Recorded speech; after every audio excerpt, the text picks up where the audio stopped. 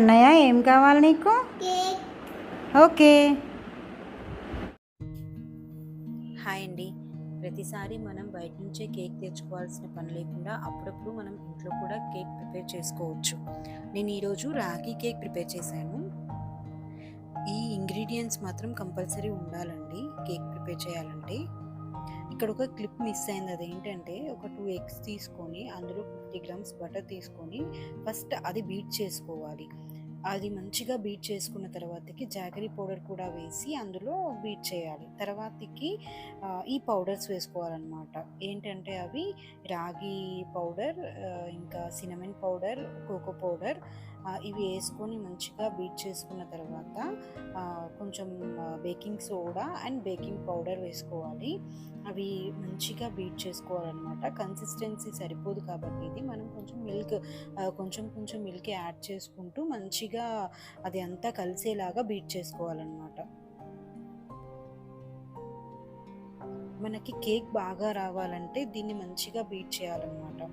Beat చేసుకుంటూ ముందుగా ఇది ప్రీ హీట్ కూడా చేసుకోవాలి గిన్నెని. మనకు ఓవెన్ ఉంటే ఓవెన్లో చేసుకోవచ్చు. ఓవెన్ లేని వాళ్ళు గిన్నె పెట్టుకొని దాంట్లో ఇసుక అయినా లేకపోతే సాల్ట్ అయినా వేసుకొని అందులో ఒక స్టీల్ స్టాండ్ పెట్టుకొని మూత పెట్టి ఏదైనా బరువు పెట్టాలి దాని మీద. అది హీట్ అయ్యేసరికి నేను ఆ రోజు బాదం ఒకటి వేసానండి. మీరు బాదం అనే కాదు, వాల్నట్స్ అయినా పిస్తా అయినా డ్రై ఫ్రూట్స్ ఏమైనా మనం కేక్లో యాడ్ చేసుకోవచ్చు.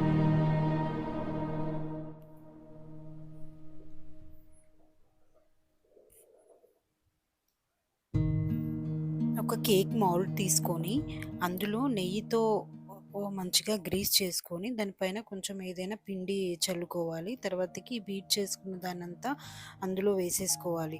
వేసుకొని ఒక 2 టైమ్స్ ట్యాప్ చేయాలి. ఏమైనా ఎయిర్ బబుల్స్ ఉంటే పోతాయి. చేశాక ఒకటి మనం ప్రీ హీట్ చేసుకున్నాం కదా, అందులో ఇది పెట్టేసుకోవాలి. ఒక 30 to 40 మినిట్స్ దీన్ని బేక్ చేసుకోవాలి.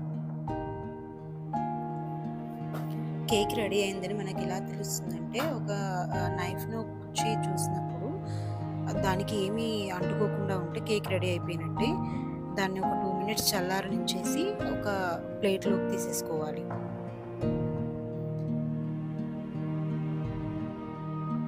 మనం కేక్ డెకరేషన్స్ ఎలా అయినా చేసుకోవచ్చు. నేనైతే హర్షీప్ సిరప్ వేసాను, దానిపైన చాకో చిప్స్ వేసుకున్నాను. ఇంకా నా దగ్గర కొన్ని ఐటమ్స్ ఉంటాయి, వాటన్నిటితో డెకరేట్ చేసుకున్నాను. ఇంతే అండి, ఈజీగా మనం ఇంట్లో కేక్ ప్రిపేర్ చేసుకోవచ్చు. నేను రాగి పిండి యూజ్ చేశాను కదా, మీరు గోధుమ పిండి అయినా మల్టీగ్రెయిన్ పిండి అయినా యూజ్ చేసుకుంటే బాగుంటుంది. ఇంకా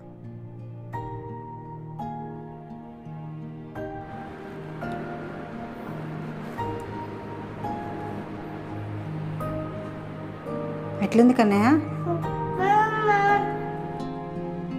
థ్యాంక్స్ ఫర్ వాచింగ్ అండి. Bye bye.